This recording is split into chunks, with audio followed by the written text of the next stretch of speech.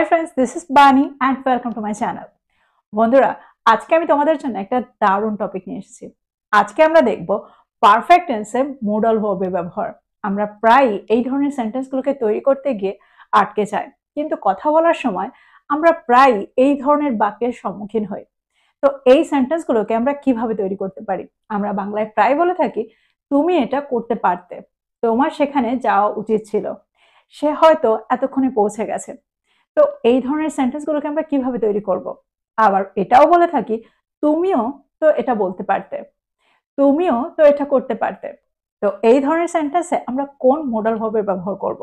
তুমিও তো করতে পারতে।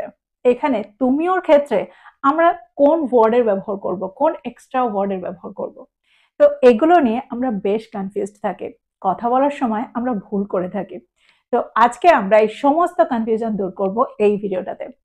আজকে আমি প্রত্যেকটা স্ট্রাকচারের সাথে এক্সাম্পল দিয়ে তোমাদেরকে বুঝিয়ে দেব সেন্টেন্সে আমরা স্ট্রাকচারগুলোকে কিভাবে ব্যবহার করতে পারি, আর এই সেন্টেন্সগুলোকে আমরা কিভাবে তৈরি করছি। তো তোমরা বুঝতে পারছো আজকের ভিডিওটা কতটা ইম্পর্টেন্ট। তোমরা কোথাও যাবে না, আমার সাথে ভিডিওটা একদম শেষ পর্যন্ত থাকবে। যারা চ্যানেলে নতুন অর্থাৎ প্রথম আমার ভিডিও দেখছো, তার প্লিজ চ্যানেলটাকে সাবস্ক্রাইব করে নিও, তাহলে যখনই আমি ভিডিও আপলোড করবো তোমরা নোটিফিকেশন পেয়ে যাবে। তো আর দেরি না করে চলো শুরু করা যাক আজকের ভিডিও। আমরা বাংলায় প্রায় বলে থাকি, তোমার সেখানে যাওয়া উচিত ছিল, তোমার তাকে ফোন করা উচিত ছিল, তোমার তাকে এটা বলে দেওয়া উচিত ছিল। তো উচিত ছিলর অর্থে আমরা সেন্টেন্সে কোন স্ট্রাকচার ব্যবহার করব? দেখো, আমরা সবাই জানি উচিত বোঝাতে আমরা সেন্টেন্সে শুড এর ব্যবহার করি, কিন্তু উচিত ছিল এরকম অর্থে আমরা সেন্টেন্সে শুড হ্যাভ প্লাস V3 ব্যবহার করব। ফর এক্সাম্পল, তোমার আমাকে সত্যিটা বলা উচিত ছিল। You should have told me the truth. You should have told me the truth. যদি আমি বলি তার আরো কঠোর পড়াশোনা করা উচিত ছিল, he should have studied harder. He should have studied harder. স্ট্রাকচারটাকে খুব ভালো করে দেখো। হি হলো একটা সাবজেক্ট, তারপরে আমরা শুড হ্যাভ এর ব্যবহার সেন্টেন্সে করেছি, তারপরে আমরা V3 এর ব্যবহার সেন্টেন্সে করেছি, শুড হ্যাভ স্টাডিড। তো তোমরা বুঝতে পারছো কোন স্ট্রাকচারে আমরা সেন্টেন্সটাকে তৈরি করব। যদি আমি বলি তোমার আমার কথা শোনা উচিত ছিল, you should have listened to me. You should have listened to me. যদি আমি বলি তার প্রশ্নটার উত্তর দেওয়া উচিত ছিল, she should have answered the question. she should have answered the question. তো এক্সাম্পলগুলোর মধ্যে দিয়ে আমার মনে হয় তোমরা বুঝতে পারছো স্ট্রাকচারটাকে আমরা কিভাবে ব্যবহার করছি। That means should have plus V3 কে কোন অর্থে ব্যবহার করছি। এবার আমরা দেখবো এর পরের স্ট্রাকচারটা। বাংলা আমরা প্রায় বলে থাকি, তুমি সেখানে যেতে পারতে। দেখো, এখানে কিন্তু আমি বলছি না তোমার সেখানে যাওয়া উচিত ছিল, এখানে আমি বলছি তুমি সেখানে যেতে পারতে। দ্যাট মিনস কোনো একটা কাজ করা হয়নি, আর এখন আমি বলছি এই কাজটা করতে পারতে। তো এরকম অর্থে আমরা সেন্টেন্সে কোন স্ট্রাকচার ব্যবহার করব? এখানে আমরা ব্যবহার করব could have plus V3। For example, তুমি আমাকে সত্যিটা বলতে পারতে, you could have told me the truth. You could have told me the truth. যদি আমি বলি তারা আমাদের সাহায্য করতে পারত, they could have helped us. They could have helped us. তারা বাইরে খেলা করতে পারত, they could have played outside.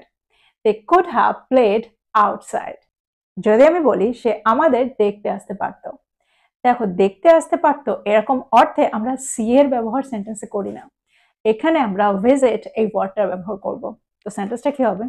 she could have visited us. she could have visited us. তো তোমরা বুঝতে পারছো এখানেও কিন্তু আমরা সেই কুড হ্যাভ এর পরে, দ্যাট মিনস এই মোডাল ভার্বটার পরে হ্যাভ এর ব্যবহার সেন্টেন্সে করছি, আর তারপরে একটা V3 এর ব্যবহার সেন্টেন্সে করছি, দ্যাট মিনস ভার্বের থার্ড ফর্মের ব্যবহার এখানে করছি।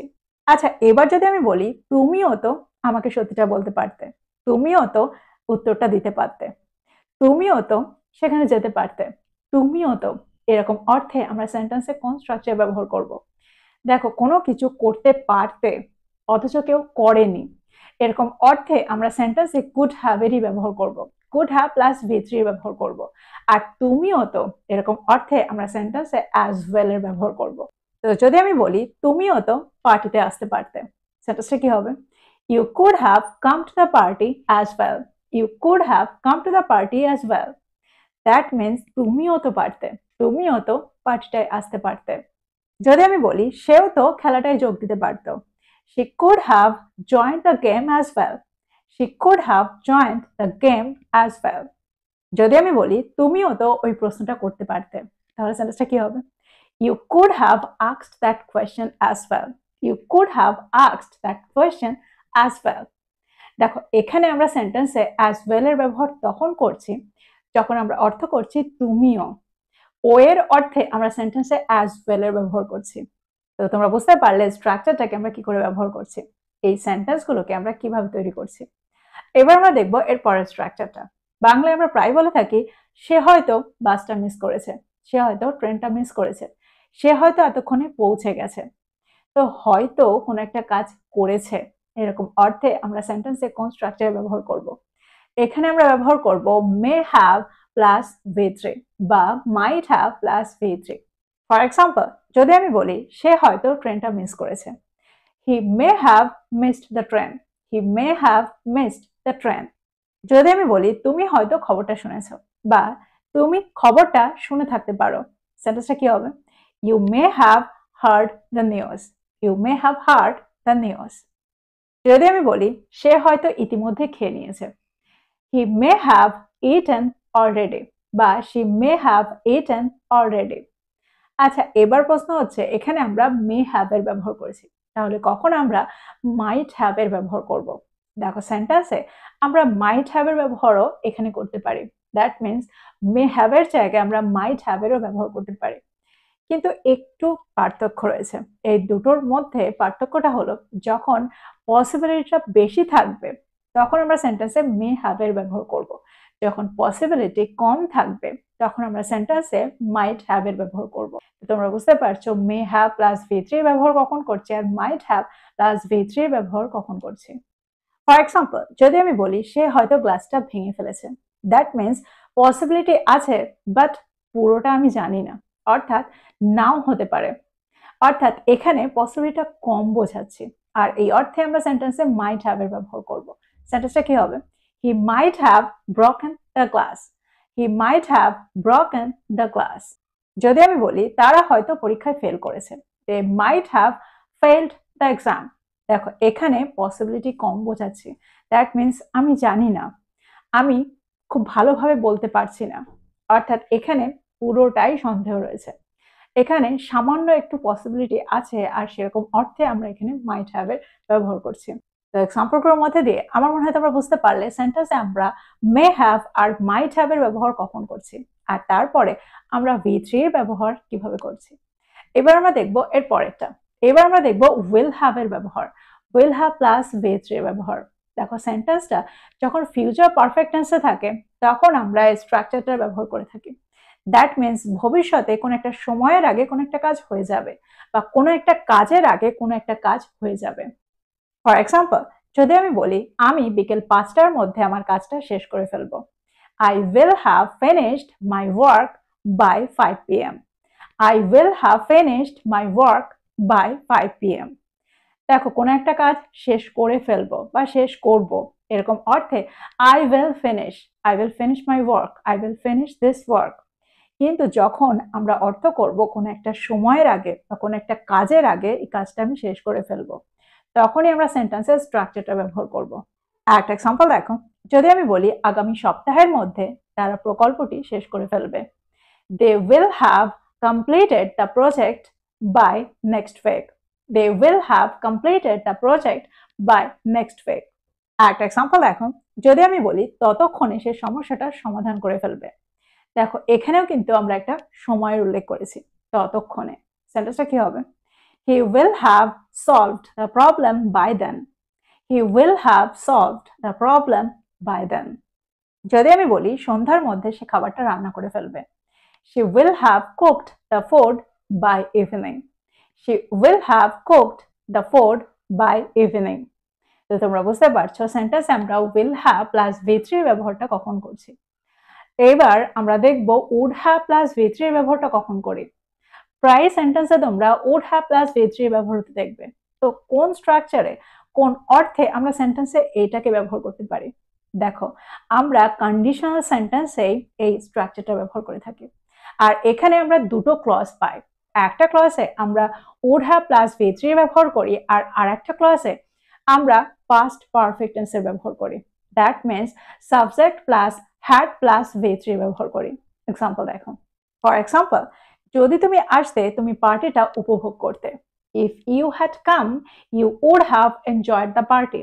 If you had come, you would have enjoyed the party. এই সেন্টেন্সটাকে ভালো করে বোঝার চেষ্টা করো। দেখো এখানে আমরা if ক্লজের সাথে subject plus had plus V3 ব্যবহার করেছি আর পরের ক্লজটাতে আমরা subject plus would have plus V3 ব্যবহার করেছি। এটা যদি হতো তাহলে এটা হতো, এরকম অর্থে, অর্থাৎ শর্ত বোঝাচ্ছি। যদি আমি বলি যদি তারা আরো কঠোর চেষ্টা করত তাহলে তারা জিতে যেত, অর্থাৎ যদি তারা আরো কঠোর চেষ্টা করত তাহলে তারা জিতত। If they had tried harder, they would have won. If they had tried harder, they would have won. একটা এক্সাম্পল দেখো, যদি আমি বলি যদি সে জানতো সে তোমাকে সাহায্য করতো। If she had known, she would have helped you. আরেকটা এক্সাম্পল দেখো, যদি আমি বলি তুমি কম ভুল করতে যদি তুমি সাবধান হতে। সেন্টেন্সটা কি হবে? You would have made fewer mistakes if you had been careful. You would have made fewer mistakes if you had been careful. তো তোমরা বুঝতে পারছো সেন্টেন্সগুলোকে আমরা কিভাবে তৈরি করছি, কোন অর্থে তৈরি করছি। দেখো প্রত্যেকটা সেন্টেন্সে কিন্তু কন্ডিশন বোঝাচ্ছি, শর্ত বোঝাচ্ছি। যদি এটা হতো তাহলে এটা হতো, এরকম অর্থে আমরা সেন্টেন্সে এই স্ট্রাকচারটা ব্যবহার করব। তো আমার মনে হয় প্রত্যেকটা স্ট্রাকচারকে তোমরা বুঝতে পারলে, আর এটাও বুঝতে পারলে এই ধরনের সেন্টেন্স আমরা কতবার ব্যবহার করে থাকি। এগুলোকে বাদ দিয়ে ইংলিশ বলাটা সত্যিই অসম্ভব। তাই এই ইম্পর্টেন্ট টপিকটাকে খুব ভালো করে বুঝে এই স্ট্রাকচারগুলো দিয়ে প্রচুর সেন্টেন্স তৈরি করো আর সেই সেন্টেন্সগুলোকে প্রতিদিনের কনভারসেশনে ইনক্লুড করো আর স্ট্রাকচারগুলোর সাথে পুরোপুরি সরগর হয়ে যাও। তো এই ছিল আজকের ভিডিও, এই ছিল আজকের টপিক। ভিডিওটা ভালো লাগলে লাইক করতে ভুলে যেও না, বন্ধুদেরকে শেয়ার করো যারা ইংরেজি শিখছে। So this is all about today. I will be back with another video. Till then, take care. Thank you for watching this video. Bye bye.